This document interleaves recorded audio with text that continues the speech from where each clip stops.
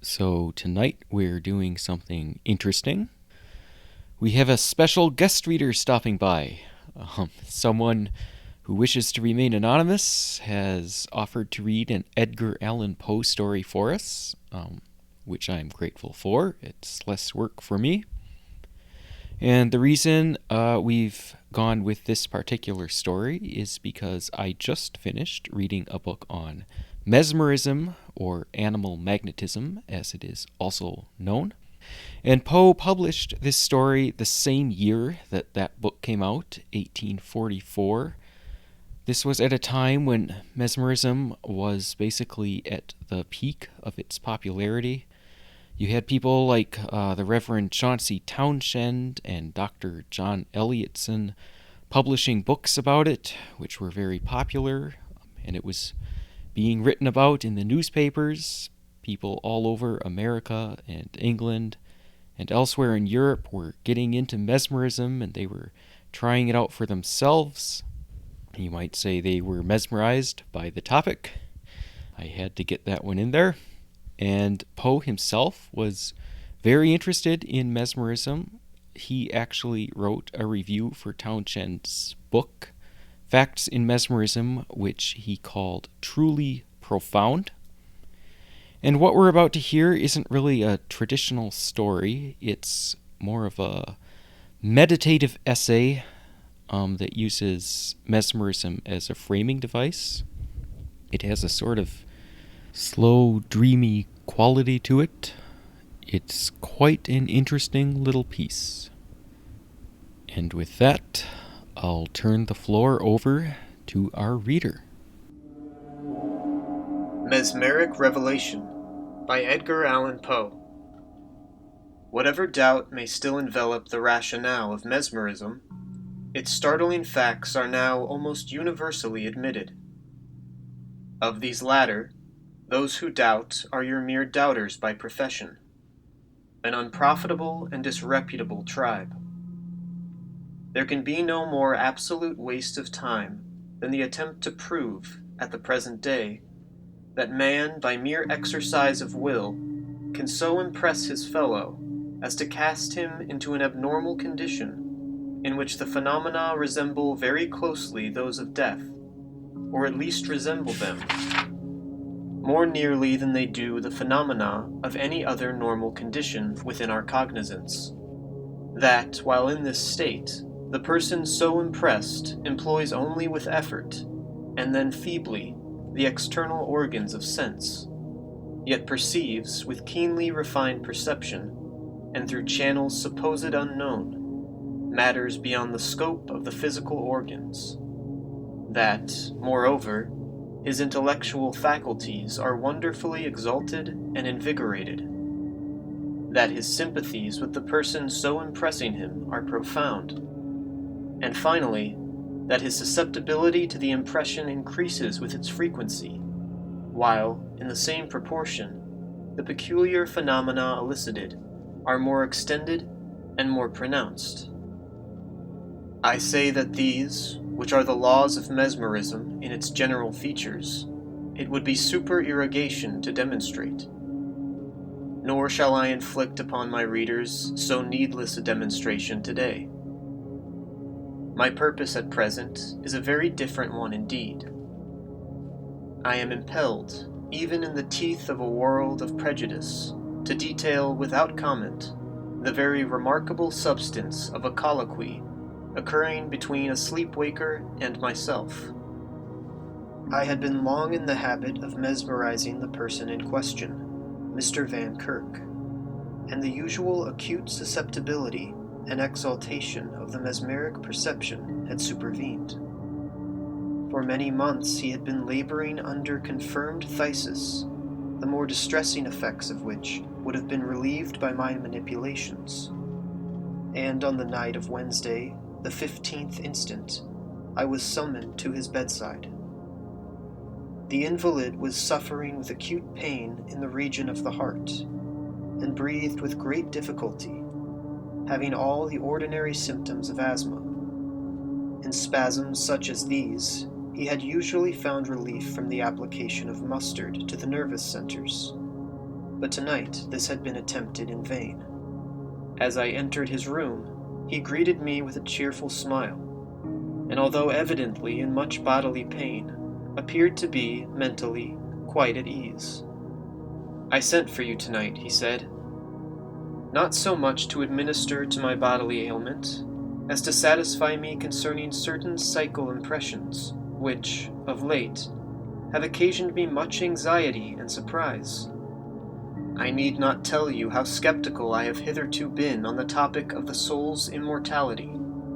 I cannot deny that there has always existed, as if in that very soul which I have been denying, a vague half-sentiment of its own existence.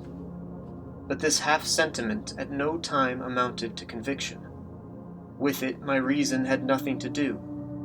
All attempts at logical inquiry resulted, indeed, in leaving me more skeptical than before. I had been advised to study Cousin.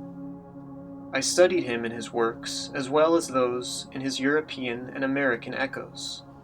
The Charles Elwood of Mr. Brownson, for example, was placed in my hands.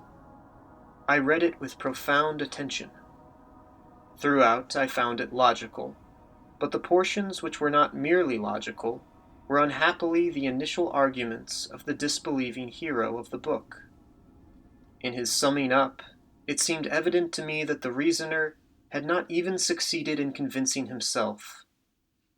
His end had plainly forgotten his beginning, like the government of Trinculo. In short, I was not long in perceiving that if man is to be intellectually convinced of his own immortality, he will never be so convinced by the mere abstractions which have been so long the fashion of the moralists of England, of France, and of Germany. Abstractions may amuse and exercise, but take no hold on the mind. Here upon earth, at least, philosophy, I am persuaded, will always in vain call upon us to look upon qualities as things. The will may assent, the soul, the intellect, never. I repeat, then, that I only half felt and never intellectually believed, but latterly there has been a certain deepening of the feeling, until it has come so nearly to resemble the acquiescence of reason, that I find it difficult to distinguish between the two. I am enabled, too, plainly to trace this effect to the mesmeric influence. I cannot better explain my meaning than by the hypothesis that the mesmeric exaltation enables me to perceive a train of ratiocination which, in my abnormal existence, convinces, but which in full accordance with the mesmeric phenomena does not extend, except through its effect, into my normal condition. In sleep-waking, the reasoning and its conclusion, the cause and its effect, are present together. In my natural state, the cause vanishing, the effect only, and perhaps only partially, remains. These considerations have led me to think that some good results might ensue from a series of well-directed questions propounded to me while mesmerized. You have often observed the profound self-cognizance evinced by the sleep-waker, the extensive knowledge he displays upon all points relating to the mesmeric condition itself. And from this self-cognizance may be deduced hints for the proper conduct of a catechism. I consented, of course, to make this experiment. A few passes threw Mr. Vankirk into the mesmeric sleep. His breathing became immediately more easy, and he seemed to suffer no physical uneasiness. The following conversation ensued. V, in the dialogue representing the patient, and P, myself. P. Are you asleep? V. Yes, no. I would rather sleep more soundly. P. After a few more passes. Do you sleep now? V. Yes. P. How do you think your present illness will result? V. After a long hesitation, and speaking as if with effort. I must die. P. Does the idea of death afflict you? V. Very quickly. No, no. P. Are you pleased with the prospect? V. If I were awake, I should like to die. But now it is no matter. The mesmeric condition is so near death as to content me. P. I wish you would explain yourself, Mr. Van Kirk. V. I am willing to do so, but it requires more effort than I feel able to make. You do not question me properly. P. What then shall I ask? V. You must begin at the beginning. P. The beginning? But where is the beginning? V. You know that the beginning is God. This was said in a low, fluctuating tone, and with every sign of the most profound veneration. P. What, then, is God? V. Hesitating for many minutes. I cannot tell. P. Is God not spirit? V. While I was awake, I knew what you meant by spirit, but now it seems only a word, such, for instance, as truth, beauty, equality, I mean. P. Is not God immaterial? V. There is no immateriality. It is a mere word. That which is not matter is not at all, unless qualities are things. P. Is God then material? V. No. This reply startled me very much. P. What then is he? V. After a long pause, and mutteringly, I see, but it is a thing difficult to tell. After another long pause, he is not spirit, for he exists, nor is he matter, as you understand it. But there are gradations of matter, of which man knows nothing, the grosser impelling the finer pervading the grosser. The atmosphere, for example, impels the electric principle, while the electric principle permeates the atmosphere. These gradations of matter increase in rarity or fineness, until we arrive at a matter unparticled, without particles, indivisible, one. And here the law of impulsion and permeation is modified. The ultimate or unparticled matter not only permeates all things, but impels all things, and thus is all things within itself. This matter is God. What men attempt to embody in the word thought is this matter in motion. P. The metaphysicians maintain that all action is reducible to motion and thinking, and that the latter is the origin of the former. V. Yes, and I now see the confusion of the idea. Motion is the action of mind, not of thinking. The unparticled matter, or God, in quiescence, is, as nearly as we can conceive it, what men call mind. And the power of self-movement, equivalent in effect to human volition, is, in the unparticled matter, the result of its unity and omniprevalence. How, I know not, and now clearly see that I shall never know. But the unparticled matter, set in motion by a law or quality existing within itself, is thinking. P. Can you give me no precise idea of what you term the unparticled matter? V. The matters of which man is cognizant escape the senses in gradation.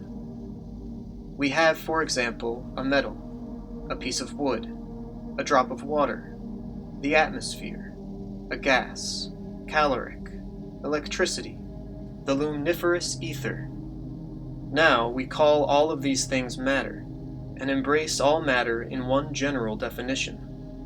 But in spite of this, there can be no two ideas more essentially distinct than that which we attach to a metal, and that which we attach to the luminiferous ether.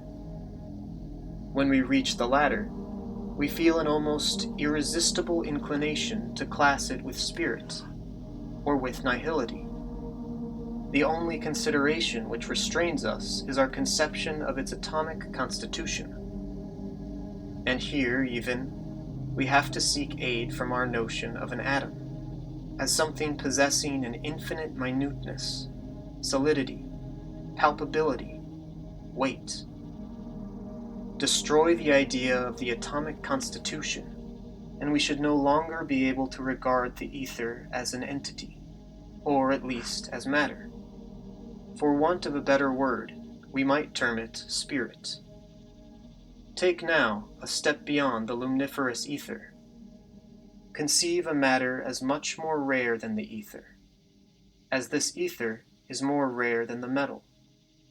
And we arrive at once, in spite of all the school dogmas, at a unique mass, an unparticled matter. For although we may admit infinite littleness in the atoms themselves, the infinitude of littleness in the spaces between them is an absurdity. There will be a point, there will be a degree of rarity at which, if the atoms are sufficiently numerous, the inner spaces must vanish, and the mass absolutely coalesce. But the consideration of the atomic constitution being now taken away, the nature of the mass inevitably glides into what we conceive of spirit. It is clear, however, that it is as fully matter as before. The truth is, it is impossible to conceive spirit, since it is impossible to imagine what is not. When we flatter ourselves that we have formed its conception, we have merely deceived our understanding by the consideration of infinitely rarefied matter. P. There seems to me an insurmountable objection to the idea of absolute coalescence, and that in the very slight resistance experienced by the heavenly bodies in their revolutions through space, a resistance now ascertained, it is true, to exist in some degree, but which is, nevertheless, so slight as to have been quite overlooked by the sagacity even of Newton. We know that the resistance of bodies is chiefly in proportion to their density. Absolute coalescence is absolute density. Where there are no interspaces, there can be no yielding. An ether, absolutely dense, would put an infinitely more effectual stop to the progress of a star than would an ether of adamant or of iron. V. Your objection is answered with an ease which is nearly in the ratio of its apparent unanswerability. As regards the progress of the star, it can make no difference whether the star passes through the ether or the ether through it. There is no astronomical error more unaccountable than that which reconciles the known retardation of the comets with the idea of their passage through an ether. For, however rare this ether be supposed, it would put a stop to all sidereal revolution in a very far briefer period than has been admitted by those astronomers who have endeavored to slur over a point which they found it impossible to comprehend. The retardation actually experienced is, on the other hand, about that which might be expected from the friction of the ether in the instantaneous passage through the orb. In the one case, the retarding force is momentary and complete within itself. In the other, it is endlessly accumulative. P. But in all this, in this identification of mere matter with God, is there nothing of irreverence? I was forced to repeat this question before the sleepwaker fully comprehended my meaning. V. Can you say why matter should be less reverenced than mind?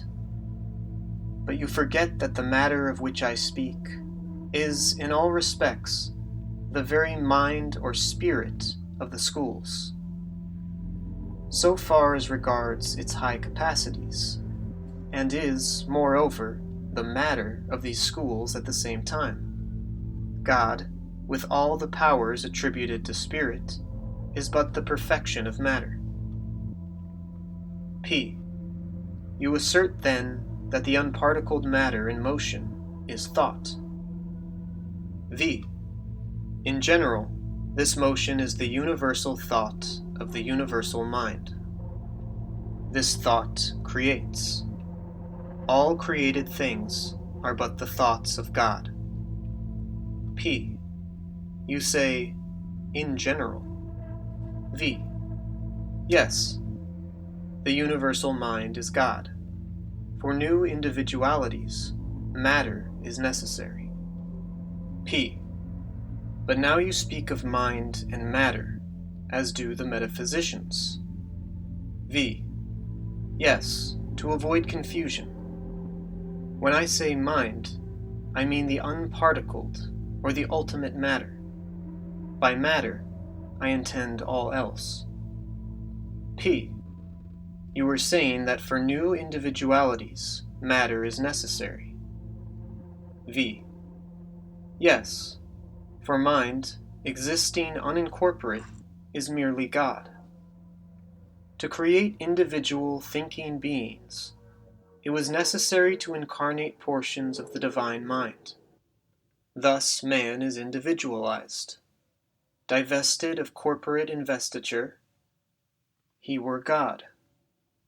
Now the particular motion of the incarnated portions of the unparticled matter is the thought of man, as the motion of the whole is that of God.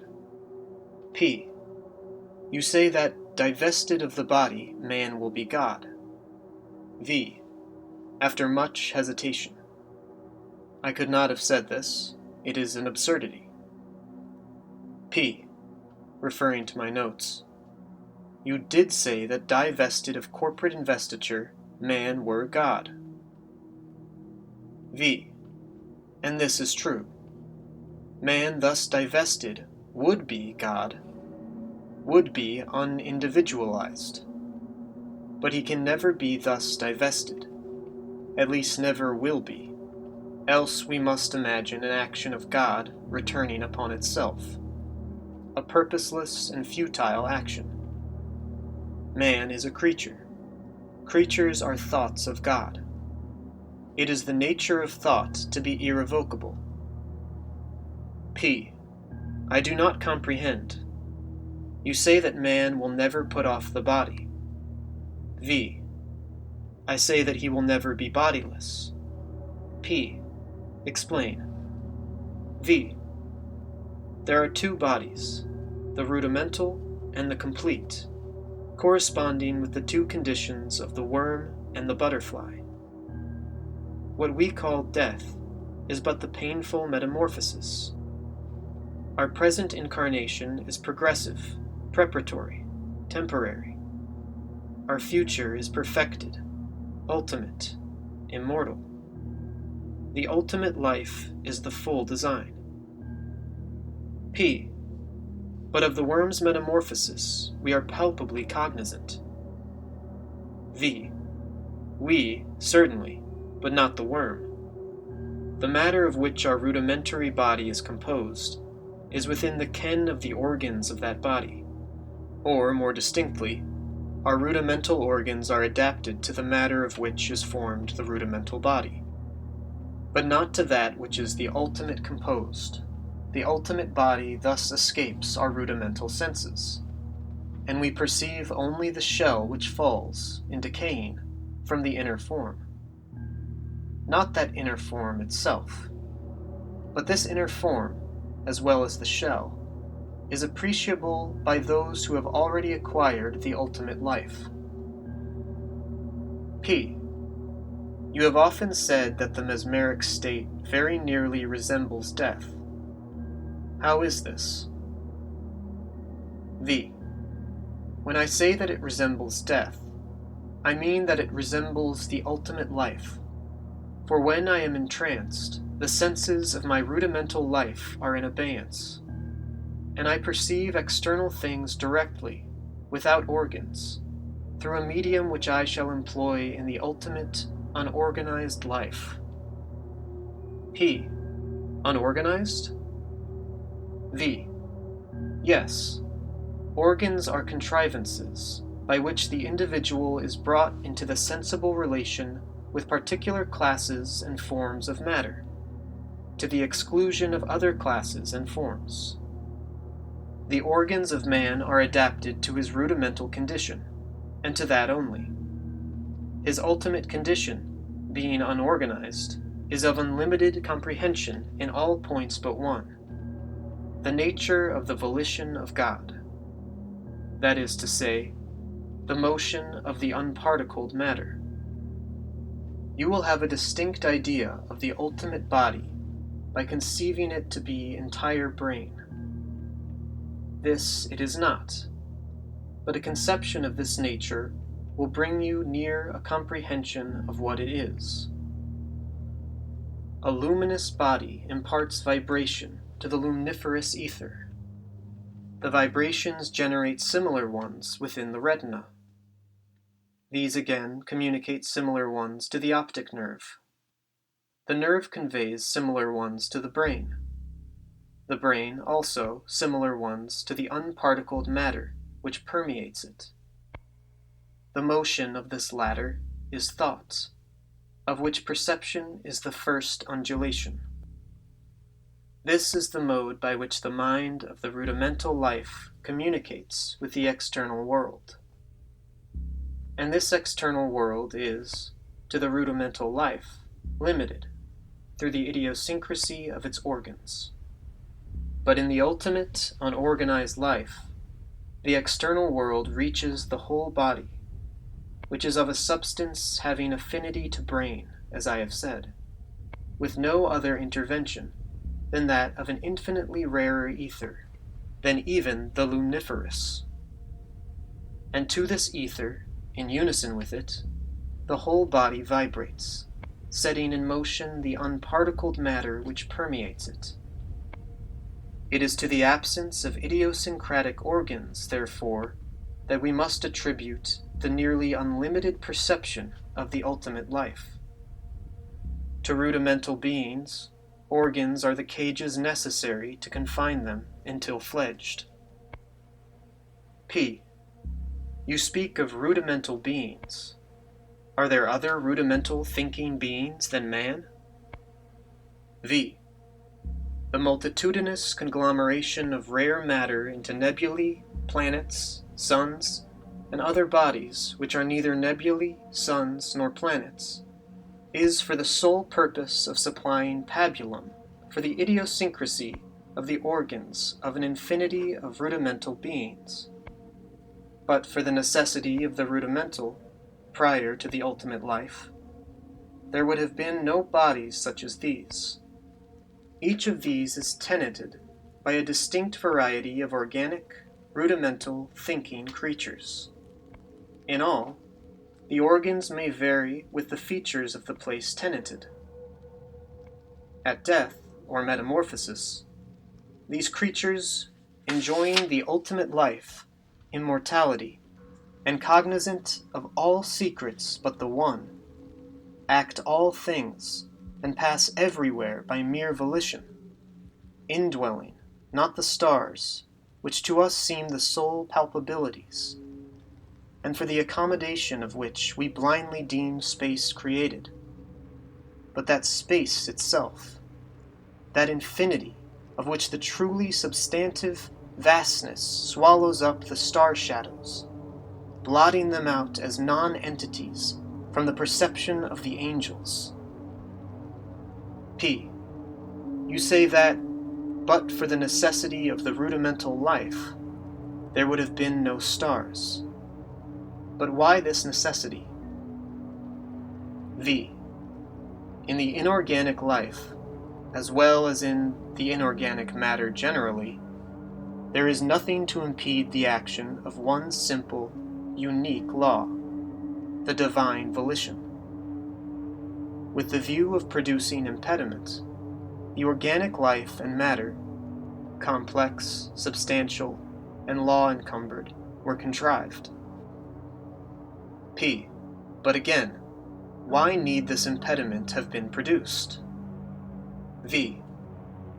The result of law inviolate is perfection, right, negative happiness. The result of law violate is imperfection, wrong, positive pain. Through the impediments afforded by the number, complexity, and substantiality of the laws of organic life and matter, the violation of law is rendered, to a certain extent, practicable. Thus pain, which in the inorganic life is impossible in the organic. P. But to what good end is pain thus rendered possible? V. All things are either good or bad by comparison.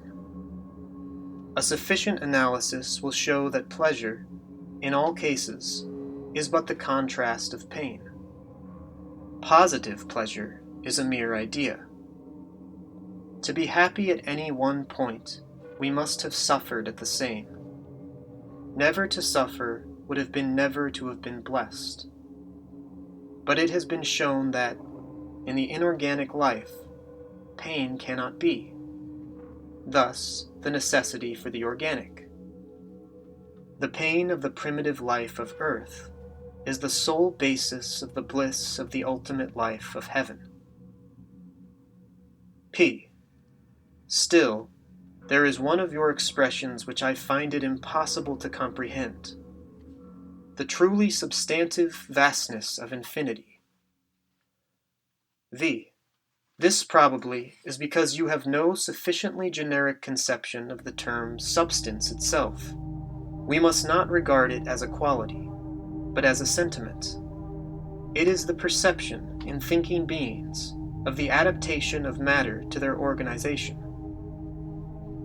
There are many things on the earth which would be nihility to the inhabitants of Venus, many things visible and tangible in Venus, which we could not be brought to appreciate as existing at all.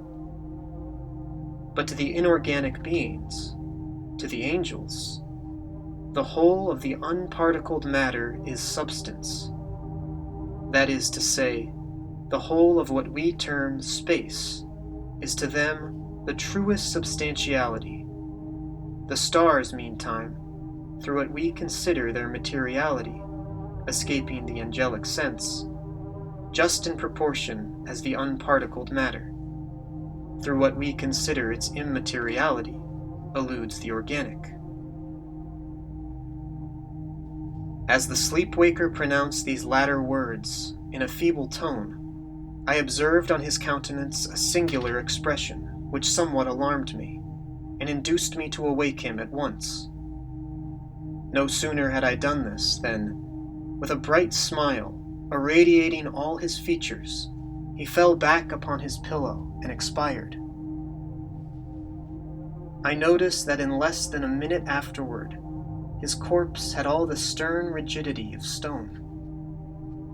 His brow was of the coldness of ice.